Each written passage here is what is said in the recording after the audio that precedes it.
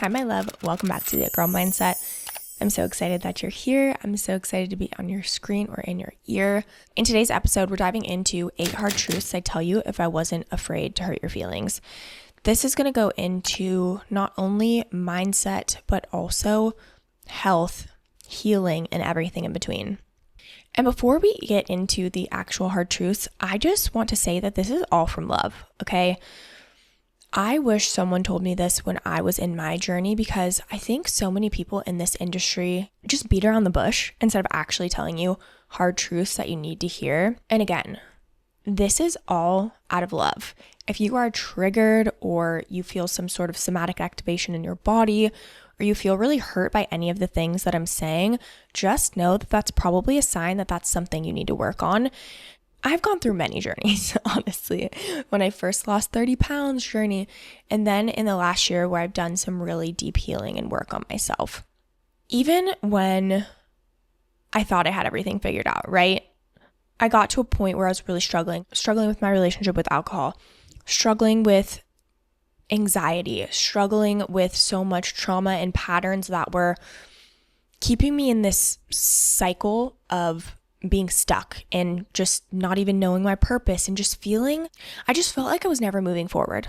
Like I was in this constant cycle of repeating the same patterns, meeting the same people, not being able to let go of the same things over and over and over again.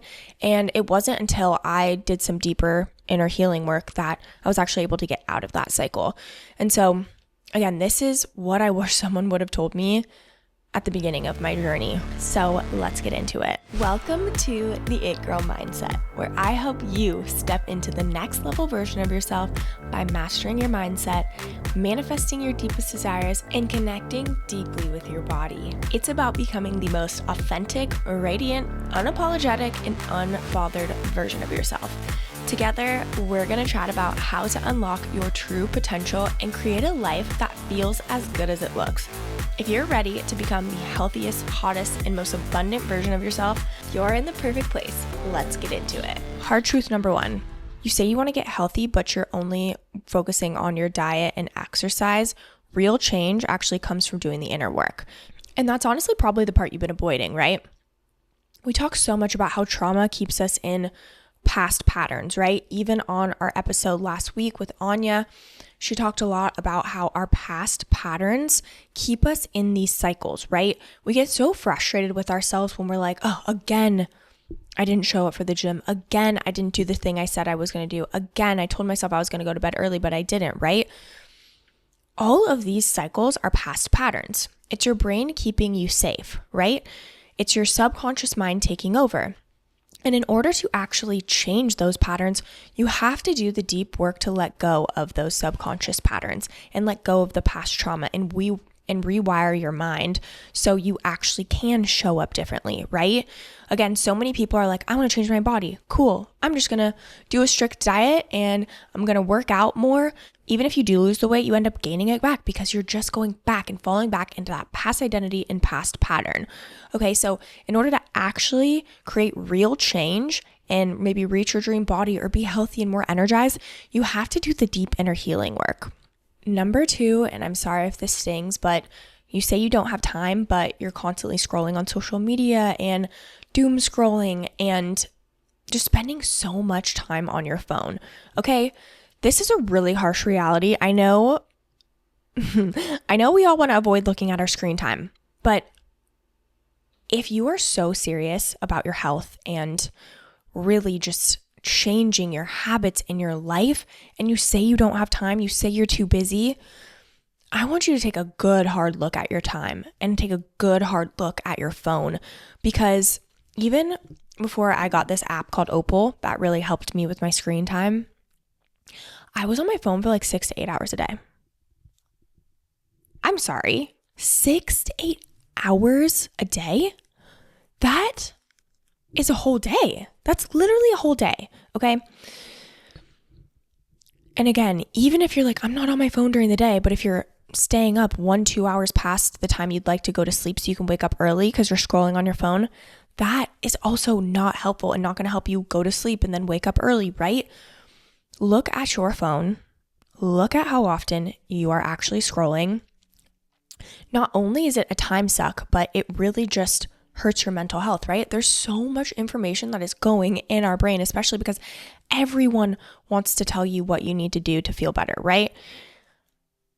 You need to be very picky with who you trust and what you're actually consuming, because there's so much information out there and your brain is already on overdrive with all the decisions that we have to make, all the information we're taking on, okay? And so I really, really just want you to take a good hard look at your screen time, because I guarantee if you actually were intentional with your time and time blocked and let go of doom scrolling and let go of being on your phone 24/7, you would have so much more time in your day, okay? Number 3, you say you don't believe in manifesting, but you're actually manifesting every single day through your thoughts, your habits, your beliefs, okay? Your world, your physical world right now is a reflection of what's up here, right? There are some people that think making money is easy. There are some people that think making money is really, really hard, right? Whatever their thoughts are is what's in their reality. So if you actually change your thoughts, you're actually going to change your reality, okay? Manifesting is not woo-woo. There's so much science behind it. Neuroscience, quantum physics. There is so much. We could do a whole episode on the science of manifesting. But if you do not believe in manifesting, you're honestly only hurting yourself. If you actually looked at what your thoughts are and how that's projecting into your reality, you would be shocked. Not to mention your reticular activating system. What you focus on grows, right? Let's just say you walk the same street to work every single day. Every single day you walk to work. It wasn't until you got pregnant that you noticed there was a baby store right there, right? What you focus on grows. That store was there the whole entire time, but until it was relevant to you because you told your brain that it was relevant, that's when you started seeing those things, right? And you can apply that to anything. What you focus on grows. Your thoughts create your reality. Thoughts, beliefs, action, reality, right? Number 4 is your Sunday scaries are not random. If you get massive anxiety every single Sunday, it means you're living out of alignment, okay? That doesn't mean you can't have fun, right? But if you are having crippling anxiety, that is not you living out your highest self. That is not you living your future self. That is a sign that you're out of alignment, okay? You know what's good for you and what's not. And if you slowed down and actually gave yourself a second to pause and reflect on what you do every single day, you will actually be able to see, okay, is this actually in alignment for me or not? If you wake up every single Sunday, maybe you're partying, maybe you're not even partying and you just don't want to wake up on Monday to go and have your work day or whatever it may be. There's something that's out of alignment, okay? If you're only living for the weekends, you're probably out of alignment. You're not meant to be miserable Monday through Friday and then live your life Saturday and Sunday. That's not what life is about. You're meant to live in alignment every single day of your life, okay? So your Sunday scaries are not random, and that means you need to take a good hard look at what's in here and what's going on in your life to figure out what you actually need to change. And if you're not sure, but you're having anxiety, you know something's out of alignment, listen to the podcast episodes. That's a mid-year reset. I'll talk all about how to do a life audit so you can see where's in alignment and where's not. We're going to take a deep breath for this one, because hard truth number 5, you expect results in 4 weeks, but your body's been through years of damage, birth control, stress, poor sleep, negative self-talk, emotional suppression. Healing takes more than just a 4-week stint, okay? Again, if you are someone who maybe struggle with an eating disorder like myself, or even disordered eating, or orthorexia, like not dealing with your stress, thinking that crying is a bad thing, not understanding your emotions, taking birth control, eating shitty food for years and years and years and years and years, you can't expect yourself to magically be healed in 4 weeks, okay? And I will just say I'm talking to myself here too, okay? I'm not perfect here. I have not mastered every single one of these, okay? I haven't mastered any of these. It's always going to be a journey. But look, for me even, I have struggled with my gut health. As you know, I've talked about it on here a bit. I feel like I'm so quote unquote healthy because I eat healthy, move my body, I work on my mindset. But I did realize that I had so much emotional suppression, so much trauma that I did not deal with, right? There's actually supplements that I need to take to heal my gut. I'm healing from mold, right? All of this stuff takes time, right? And I know sometimes when you're so miserable in your body or whatever it is, you just want it fixed so quickly because it feels miserable. But I promise you, if you actually allow space and time and step into that alignment like I was talking about, where you just know you're on the right path. That's what alignment feels like. You're not questioning, oh, should I do this or this extreme or this extreme? It's just like, no, your body feels calm because it knows that this is alignment. And if I keep moving forward, if I keep on track with this, I'm going to feel so fucking good. Okay. So start small. Okay. Start focusing on your sleep routine, right? So you can wake up feeling energized. Okay. Stop drinking 5 cups of coffee and maybe only drink 2, okay? You don't need to make these massive changes overnight because you're never going to stick with it if you do that anyways. So start taking baby steps, okay? And those baby steps are going to slowly turn into your identity and start to become a part of who you are. And then you can add on more and more and more, right? I don't expect you to change everything at once, but I expect you to take control of your life, okay? You're here, you're listening to this podcast. You want to live your healthiest, happiest, hottest, best, most magnetic, amazing, thriving life, okay? I know that that's what you want. So take the baby steps. Don't just listen to this podcast and be like, okay, cool, on to the next one. Implement, take the action, even if it's one small baby step, okay? That is better than just on to the next, in one ear, out the other, right? I want you to take action, okay? Because I want you to feel so good. You deserve to feel so good in your body and in your life and in your mind, okay? Number 6, you don't have high functioning anxiety. You're actually just dysregulated. And you're using wine and doom scrolling and control to numb it instead of fix it. I've been working with a coach, shouts out Becca, on regulating my nervous system for probably maybe a year now. Almost a year at least. One, I just want to say anxiety is a real thing, but a lot of the symptoms of being dysregulated is anxious feelings. I also believe, this is not medical advice, okay? But I also believe when you have past trauma and stored emotions, that the symptoms of that also comes out as anxiety, right? Because if you're living in past patterns and you have these suppressed emotions, the symptom of that is going to be all this fear and all this anxiety, right? And again, same with dysregulation. If you are one of those people that is high functioning, like myself, I was that for a long time. I still fall into phases like this, okay? Again, I'm not perfect here, but if you are rushing from thing to thing to be productive and that's what you think you need to do to get through your day, you're dysregulated. If you cannot sit and meditate, because you say meditation just doesn't work for me, you're dysregulated. Regulating my nervous system has been one of the most beautiful things I've ever done for myself because it allowed me to slow down and be present. And I know that there's so many people, if you're listening to this, being like, well, that's just like my personality.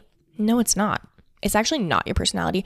You were not born as a child trying to be productive 24/7, rushing from one thing to the next. You used to be able to just sit and play with your toys. Just sit. You used to, go for walks probably with your parents where you were sitting in a stroller. You weren't scrolling on your phone when you were a baby. You were just there looking at the world around you, right?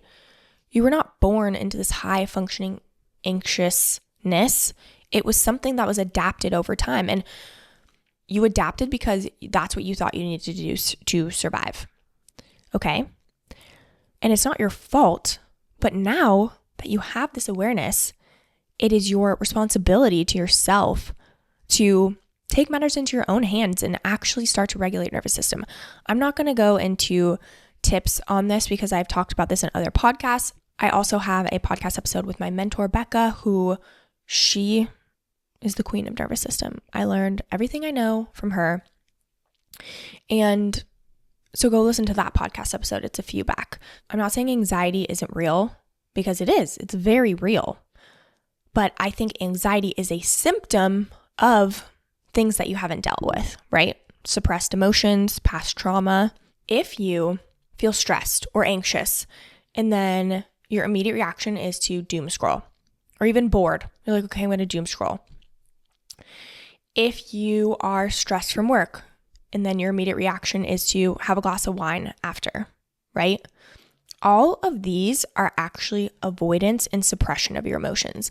Instead of dealing with them and asking yourself what's going on, feeling your emotions, you're actually just suppressing them and using something else to avoid it or numb it, right? That's wine, that's scrolling, watching TV, right? Even sometimes people use the gym to suppress their emotions. When they're angry, they just go to the gym and run it off, right? That was a very long tangent, but I just wanted to really get my point across that what I believe to be true is anxiety is a symptom of other things, and it's something that can be changed. And you won't always need medication to change that. There's so much inner healing that you can do to feel so much better, and I am living proof of that. Number 7 is that change is uncomfortable, but so is walking by a mirror and hating your reflection, avoiding photos, and waking up every day exhausted. Okay. Change can be challenging. It really can. But on the other side of change is magic, right? I think we get so caught up in like, oh, I don't want to change. Like, I can't change. We get so stuck in our ways. But when you realize that on the other side of change is actually true magic, and just life is so much easier when you put yourself in the uncomfortable situations to make yourself a better person. Like I said, dealing with your emotions, dealing with your past trauma, creating healthy choices, maybe drinking less, right? All of these things to better yourself are going to be uncomfortable, right? Because your brain loves safety. And what is unfamiliar is unsafe to our brain. That's why change feels so uncomfortable, right?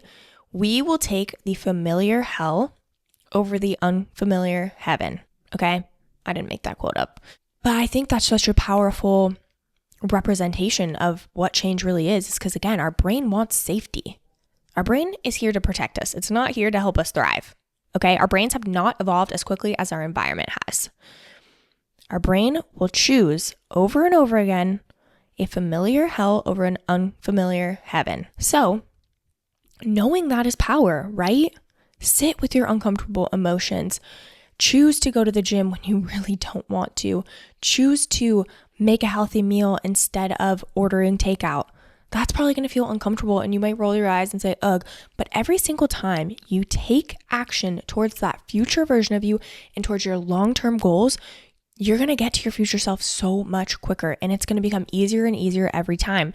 The first baby step is always the hardest, right? Hard truth number 8. You say that you eat healthy, but your day includes 1 veggie, 0 fiber, and the 80-20 rule has turned into a permission slip to check out on the weekends.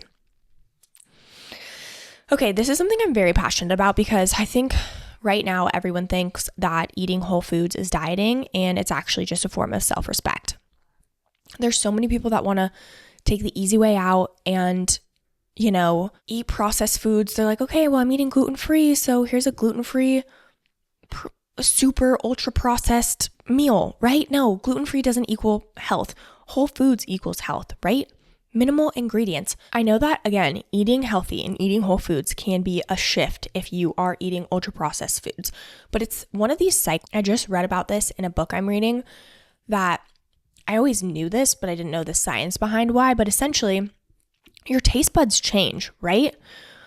If you're eating, and everything's relative, right? Let's just say you eat a piece of candy and then you try to eat an apple. The apple is not going to taste sweet comparatively to the candy, right?